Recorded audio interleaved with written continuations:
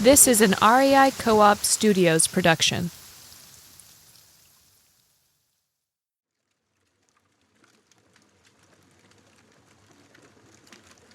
On the night of Saturday, October 28th, fans of the Camp Monsters podcast braved a blizzard to come to the beautiful REI Flagship store in downtown Denver, Colorado, on the banks of the South Platte River, and hear a brand new episode of the podcast performed live by yours truly, Weston Davis. Many thanks to the whole REI Denver team for the great work they put in, hosting a wonderful event in spite of the weather. With the storm raging outside, the adventurous fans and I huddled snugly around a digital campfire and told a story. What you're about to hear is the result.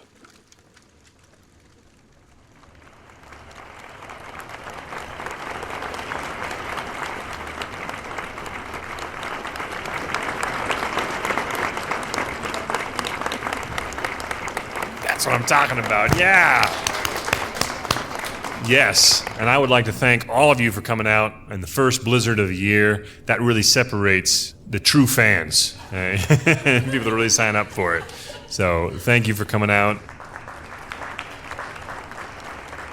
I am Weston Davis, and I am the host of the Camp Monsters podcast. On Camp Monsters, we travel the wild places of this country, telling tales of the unexplainable things that lurk just beyond the firelight. The things that crash away through the brush right before your flashlight beam falls on them. Folks must like the stories that we uncover because we just finished our 5th season and plans are already underway for our 6th. We've done more than 50 episodes so far, and yes, some of them are based right here in Colorado. Back in our 1st season, we did an episode called The Slide Rock Bolter, about a creature that clings to steep Rocky Mountain slopes and comes down in a landslide on its unsuspecting victims. And in our 3rd season, we did an episode we called The Traveler, which took us into the wilderness of tunnels beneath that big and kind of eerie Denver airport that I flew through last night, where we met a very strange traveler indeed. Lucky for us, Colorado has no shortage of mysterious creatures to tell tales about. In fact, I've been hoping for an excuse to tell this story. I've been saving it up, kind of. It's about a very Coloradan creature called the Augerino. When you hear about the Augerino, mostly you hear about it like a goofy tall tale. All right, it's one of those stories that maybe a bored cowhand would make up to scare a greenhorn, about a big, wormy-snake-like creature that bores tunnels through the earth. And, the Augerino's attracted to water, too, so anytime that there's a leak in an underground pipe or in an irrigation ditch, that sort of thing, of course, the Augerino might be to blame. Sure, if you can believe that kind of thing. But the fact is that I personally have a hard time thinking about the Augerino as just a tall tale, because of something that happened a long time ago, back when I was just a baby. My father was a civil engineer. You see, he specialized in hydraulics, and when he was fresh out of college, the first job he could get was right here in Colorado, tramping and traveling all over the state to inspect the dozens of dams that dot Colorado's remoter regions. It meant a lot of driving and a lot of hiking, but they were young, and it was an adventure for them. Once I was born, they took me along, camping out, here, there, and everywhere under those bright Colorado stars. And the night of our story was just another one of those nights. It was late summer, coming on fall. Not particularly cold, just a little chilly in the nighttime. My mother and I were asleep in a little campground beside a river up in the mountains. A river kind of like the river outside. Of course, we can't hear the flowing of the river in here tonight, but if you'll humor me for just a second and close your eyes, take a deep breath and imagine. I bet we can conjure it up. Imagine a shallow river of cold water, not too big, just rippling, burbling over the rocks. It's a nice, peaceful sound, isn't it? The perfect kind of sound for a mother and baby to fall asleep to. My father, meanwhile, on that night years ago, he was sleeping on the same river, but 10 or so miles upstream from our campground. In fact, he was sleeping beside the source of the river, where it sprang from the outlet pipe of an old earthen dam. He hadn't dragged us all the way up to that dam because the trail up to it was so long and rugged. The road that had been hacked up that valley when they built it back in the 1890s was long gone. The dam itself had been abandoned almost as soon as it was built, when that era's silver boom went bust, and a lot of people were harshly awoken from their get-rich-quick dreams. In the century since it was built, this dam had mostly gone back to nature. In fact, it was hardly recognizable as a dam when my father first saw it. The face was all grown up in grass and low scrub, and there were even a few small pine trees growing at the top.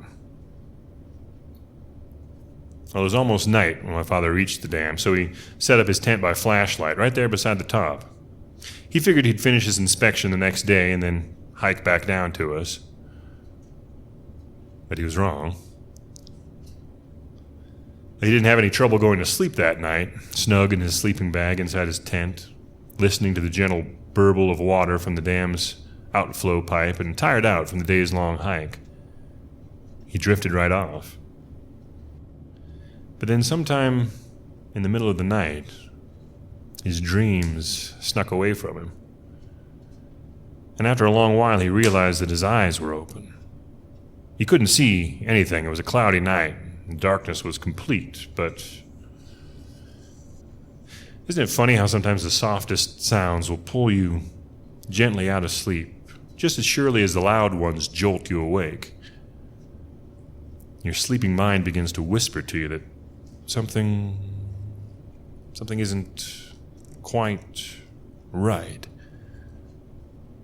So he woke up and lay there in the darkness listening.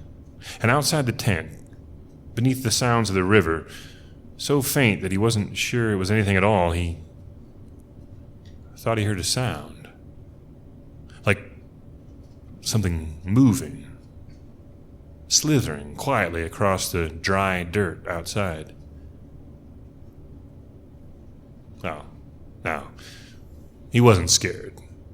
No, not even a little bit. I mean, he'd spent a lot of time out in those mountains, and he knew that the night is full of creatures.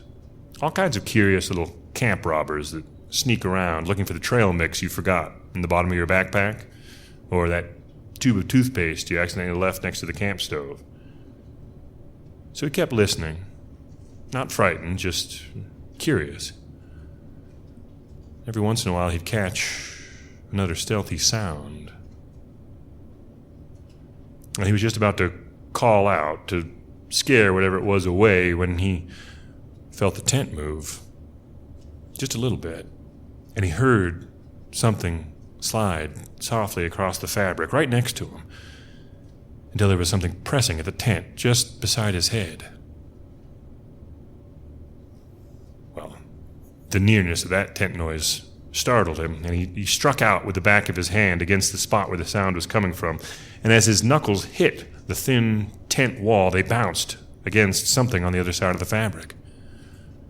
Something firm and smooth and definitely alive. "Hey, hello?" he called out, his heart jumping now. It was a silly thing to say, but you don't really care what you say when you know you're all alone in the middle of the wilderness.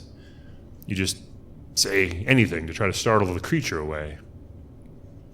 He rattled the tent with a few more soft blows from his hand, but he didn't feel anything out there anymore. Still, he was surprised that there'd been no crashing away through the underbrush. No sound of some shaken animal retreating from the strange little talking box that was his tent. He listened, and after a long pause, he thought he heard that same soft sound again. Something moving stealthily across the dirt outside his tent. Only this time, it didn't seem to be coming from just one place. He heard it first here, then there, in front, and to the sides, behind him even, like there was a herd of things moving carefully all around his camp. Well, some creatures are more bold than others. If you've ever had a gang of camp-hardened raccoons invade your sight at night, you know how hard it is to scare them off. They've learned that we humans are all sound and fury, signifying nothing. You have to really get out and show them that you mean business. So he grabbed his flashlight and he crawled to the door of the tent, zipped it open, and he slipped outside. Once he was clear of the tent, he stood up. Outside was total darkness. Clouds covered the moon and stars. He couldn't hear the sounds anymore, but he could feel something. Close. Something waiting, listening, just like he was. Something out there in the darkness. But he didn't click his light on right away. See, he was formulating a plan in his mind. He was going to wait for whatever it was to make another sound, and then he'd point the light in that direction before he flipped it on. He wanted to be sure to catch whatever it was, to catch it in the light before it could scuttle off. And his plan worked, sort of. In reverse, anyway. Because just then, something brushed against his leg. Just brushed it, just the lightest touch. Something cold and smooth and slightly slimy. The touch shocked him. He hadn't expected anything so close. He started to yank his leg away. He started to push the button on the flashlight, but before he could do either, something grabbed him around the ankle and ripped him off his feet. He landed heavily, and the first thing that he felt was that surge of panic that you get when the wind's been knocked out of you and your lungs refuse to bring in any more air. And while his body stayed concentrated on trying to breathe, his mind flashed full of an angry red question. What was it? What was it? What could it be that had grabbed him like that out of the darkness and pulled him down so forcefully? He could feel it still wrapped around his ankle. It didn't feel like it had fingers or claws, no. It felt hard and round, cold, powerful. Something like a large snake, if you catch one, and you feel it, writhing and sliding, stony strong through your hands. Finally, he started to gasp and wheeze and breathe again. And you realized he was being dragged. Dragged down the hill, he could tell by the slope, down the hill and out onto the top of the dam. He was being dragged by whatever it was that still had his ankle locked in that cold iron grip. He tried to kick at the thing, but he only struck air, and the dragging seemed to get a little faster then. His hands were free, though, so he started to twist around, gasping, grasping, sweeping the ground, feeling for a rock to grab up and then smash down to that thing around his ankle. His hand felt something. Sent it skittering, and he lunged after it, had it. Felt not a rock, but the flashlight, still dangling from the lanyard that he'd slipped around his wrist. He snatched it up and switched it on, and whatever had hold of his ankle relaxed and was gone instantly, immediately. He flicked the light down that way and saw something pale flash away into the darkness, followed it with the beam. He aimed the light further out along the narrow top of the earthen dam onto which he'd been dragged, and out there on the dam, he saw... What did he see? My father, he was an engineer, you understand. He liked things that fit together, that followed patterns and rules, were predictable. He loved to explain things. And what he saw out on the dam that night, he never could explain. He said the closest thing was like when you kick apart a wet log, like the fat, white things that you find writhing inside, writhing to get away from the light, get away from the fresh air, writhing back into the rot in the ground. Things like that, but much, much, much larger. Some long ones like tentacles waving blindly in the air, as thick as his arm. And other fat, round ones as big as prize hogs at the fair. A sickly, pale, pulsing expanse of these things covered the top and the face of the old dam. And he wondered, was he looking at a herd of these horrible creatures? Or were they all the slimy appendages of one terrible beast? Whatever they were, they hated his flashlight, and they were fast. Just a single flash from the light, and the whole huge array of them began to shrivel and shrink, even as he watched. He realized they weren't simply disappearing, they were sucking swiftly back down into the ground, burrowing back into the dark, into the earth of the dam itself. In half a second, there was nothing to see. The creatures were gone. The face of the dam was just earth again. Half a second more, and there was nothing to hear either. That whispery, sliding sound of shifting dirt had settled into silence, and it was gone. All those strange, horrible creatures were gone, and had they ever been there? Was he dreaming, sleepwalking? The night was so still, so quiet now, it was hard for him to believe what he'd just seen. But there was still a sound. Familiar sound, quiet, but much louder than it had been before. Water. The sound of running water. Water cascading from the outlet pipe, but also... He stood up, with his flashlight still shining down on the face of the dam where the creatures had been. And then he got another shock. Because all over the dam he saw water. Burbling from everywhere that those terrible creatures had burrowed. Water. Bubbling up and trickling down. Cascading ugly mud in sheets. Seeping. Saturating. Springing from all over the dam at rates that seemed to increase even as he watched.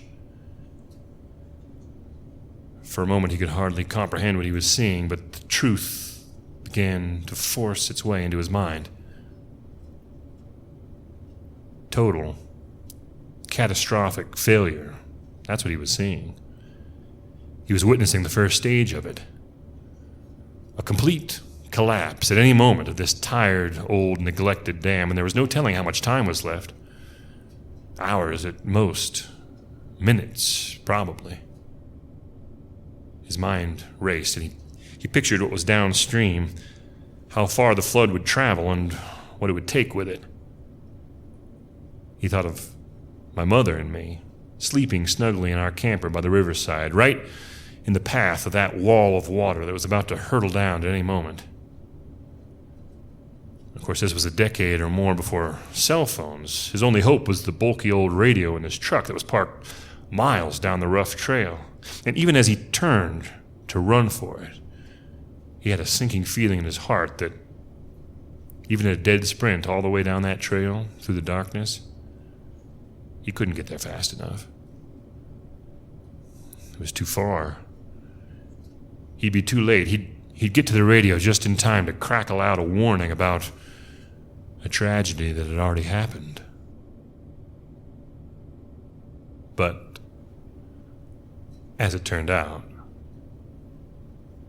he wouldn't even get that far.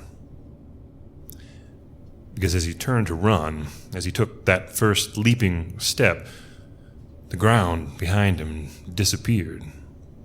The ground on top of the dam where he stood, the ground so solid an instant before, had softened, liquefied, turned into a flowing mud, and sluiced away.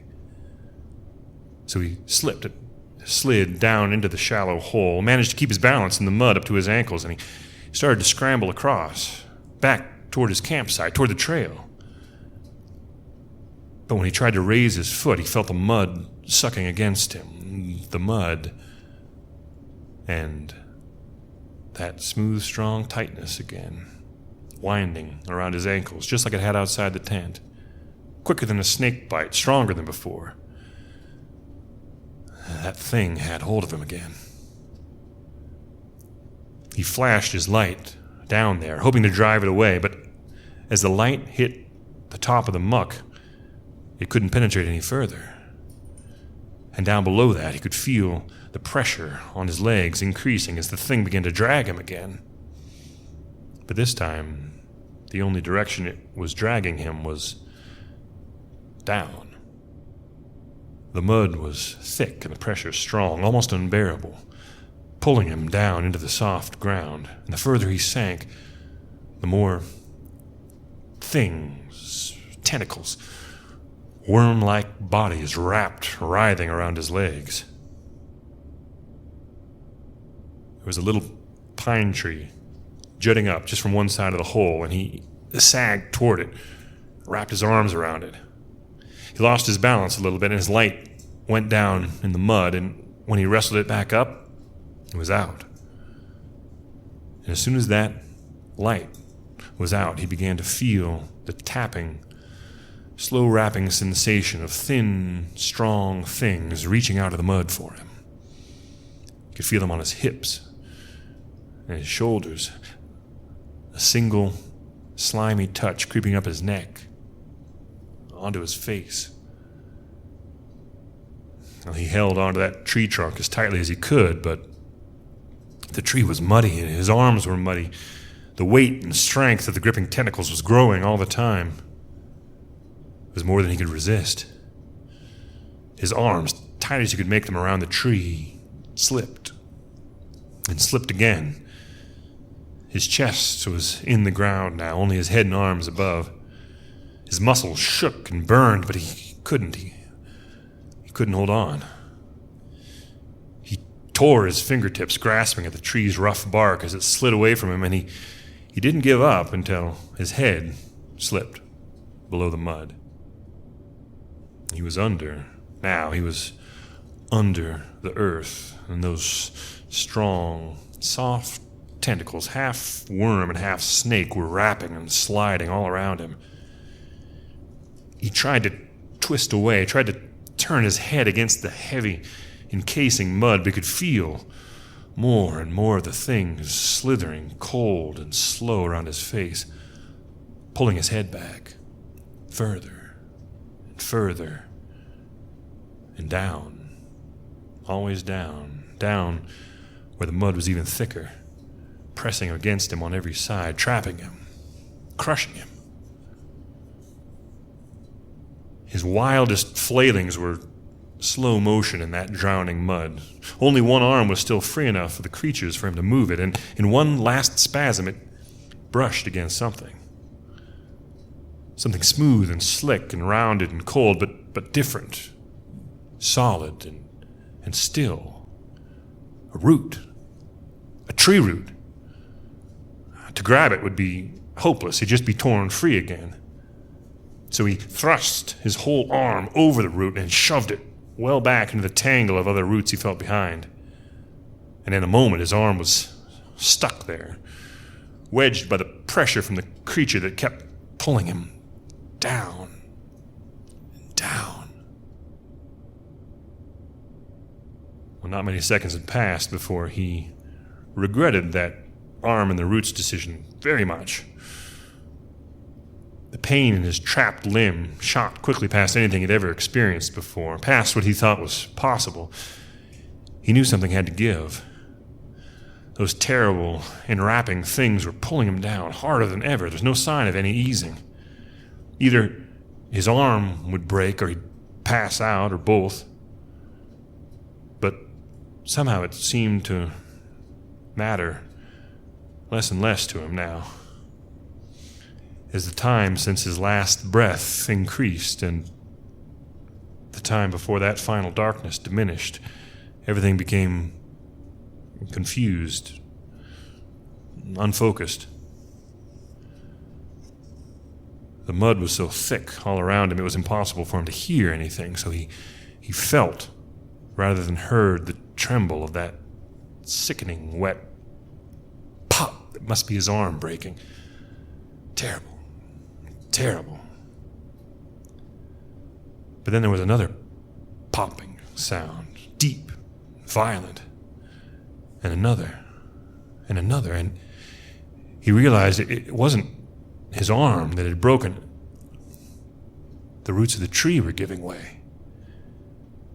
An instant later, there was a tremendous, thundering crash that shook the mud all around him, and a sudden rush of something cold and liquid. And he kicked his legs. Feebly, in the suddenly watery mud, he found he could move them. So he kicked again and again, and he surfaced, gasping, shook his head in the cold night air. The tree on top of the dam, the one he'd been clinging to, the one whose roots had held his arm, the tree had fallen, and its torn up root ball had opened a hole right across the dam's top, and now the water behind the dam was pouring over and through. And as fast as it had appeared, the Augerino was gone, fleeing the flood that was carrying everything before it, washing the dam away. The dam, and my father with it. Down that steep, dark valley, he fought a fierce, terrible battle with rocks and trees and other invisible things that swirled and crashed through the flood, threatening to crush him at any moment. He gulped the cold night air every time he managed to claw his way back to the surface of the watery mud, never knowing which breath would be his last. He was certain that he was about to be killed, but even in that certainty, he was glad that if he had to die that night, it hadn't been back there, back in the earth, back under the mud, back in the grip of that horrible thing, the Augerino. And you know, the Augerino wasn't the only monster that was encountered in those mountains that night. Just minutes after the dam had failed, in a hillside cabin a mile or two downstream and high enough above the river to be spared by the flood, an old couple were awakened by a terrible bellowing. A creature more mud than man came rushing out of the night to pound on their door, begging for a telephone. It's my father, of course. Washed by luck or fate onto one bank of the flood with only minor injuries, miraculously, he'd scrambled out and ran, staggering for the only light he could see.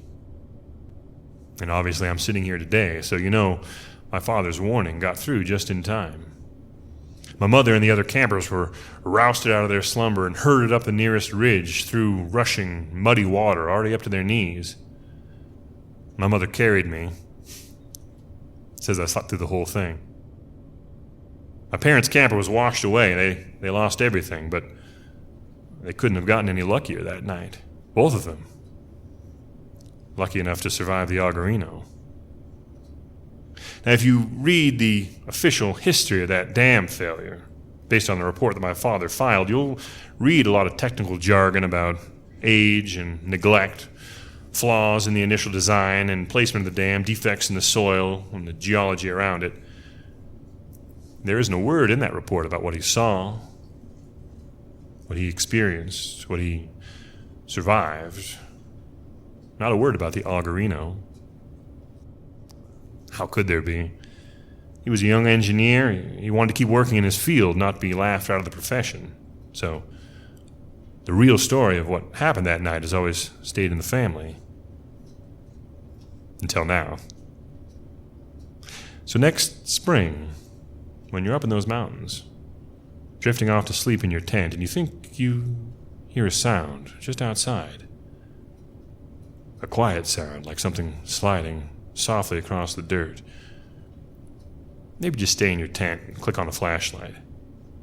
Of course, if you do that, I guess you'll never know for sure if it really was the Augerino out there.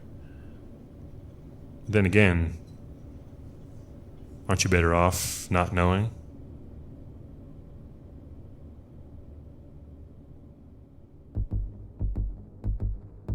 There you have it. Oh, the adventures you can have on a snowy night in Denver. Special thanks to our sponsors who make this all possible. Benchmade, who were raffling off pocket knives with the Camp Monsters logo and artwork on the blade for the occasion. Keen, whose boots and shoes were attracting oohs and ahs. Feelerhaven, everyone was trying on their stylish, sturdy backpacks. And Rourke, maker of high-quality clothing perfect for any adventure. Thanks for listening, and we hope to see you around the fire at a Camp Monsters live event in your neck of the woods soon. Until then, subscribe if you haven't already, leave a nice review, and keep spreading the word. As always, thanks to our trusty engineer Nick Patry for his skill with the snow shovel, to our senior producer Hannah Boyd and producer Jenny Barber for making so many snow angels, to our content strategist Lucy Brooks for the hot chocolate, and to executive producers Paolo Motola and Joe Crosby for knitting us all such cozy scarves. Thanks for another great season, team. Thank you for listening to this season of Camp Monsters, and remember, just because the campfire's gone out doesn't mean the stories have to end. Subscribe to the new Buried Legends podcast that Nick and I are cooking up. The first episode drops in November, and you won't want to miss it. If Whispers had an archive, the Buried Legends podcast would be it. We'll tell terrifying tales that would be, maybe should be, forgotten, if the past didn't always remind us that nothing stays buried forever. Search Buried Legends wherever you listen to podcasts, and subscribe now so you don't miss an episode.